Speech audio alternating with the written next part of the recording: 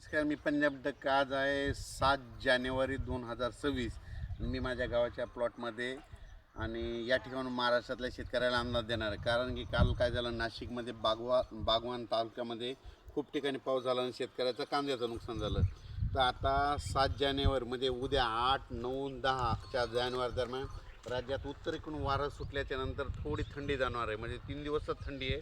पण राज्यात तुम्हाला सांगू इच्छितो की राज्यामध्ये 11 जानेवारी 12 आणि 13च्या दरम्यान परत राज्यात खूप ढगाळ वातावरण राहणार आहे. तुरळक ठिकाणी थेंब देखील पडते. उत्तर महाराष्ट्राकडे थेंब देखील राहणार आहे. म्हणून हा अंदाज लक्षायचा. सगळीकडे पाऊस पडणार नाही, पण सगळीकडं मात्र आभाळ खूप येणार आहे.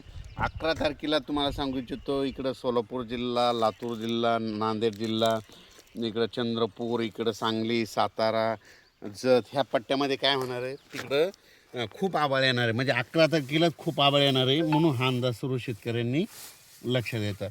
पण राज्यात मात्र ह्या 3 दिवस म्हणजे 8 जानेवारी, 9 आणि 10 तारखेपर्यंत राज्यात रात्रीच्या थंडी जाणवणार आहे, ही लक्षात द्यायचं. पण राज्यामध्ये 12 जानेवारी ते 14 जानेवारीच्या दरम्यान खूप ढगाळ वातावरण होणार आहे. वातावरणात बदल होणार आहे. हे कशामुळे होणार आहे? कारण की तुम्हाला सांगू इच्छितो की इकडं तेलंगणा, आंध्र प्रदेश तिकडं जरा जास्त ढगाळ वातावरण राहणार आहे.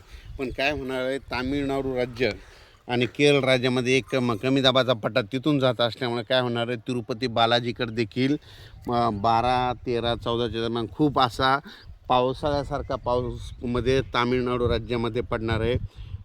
केरळ राज्यात देखील पडणार आहे. म्हणून हा अंदाज सर्व शेतकऱ्यांनी, त्या जिल्ह्यातल्या शेतकऱ्यांनी लक्ष द्यायचा.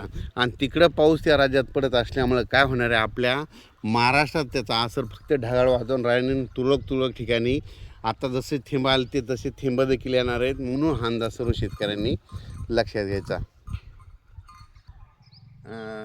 तामिळनाडूमध्ये चेन्नईकडं आणि तिरुपती बालाजी तिकडं काय होणार आहे की 11 आणि 12च्या दरम्यान तिकडून म्हणजे 12 ते 14च्या दरम्यान पावसाळ्यासारखा पाऊस पडणार आहे तामिळनाडू, केरळ राज्यामध्ये. त्याचा असर आंध्र प्रदेशला होणार आहे, त्याचा आदर्श तेलंगणाला होणार आहे.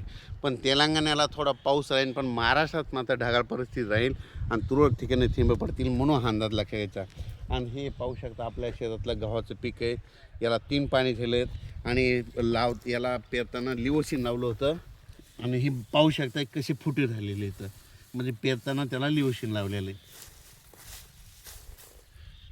हे असं पीक आलेलं आहे आणि अचानक वातावरण बदललं तर लगेच एक मेसेज दिला जाईल. धन्यवाद.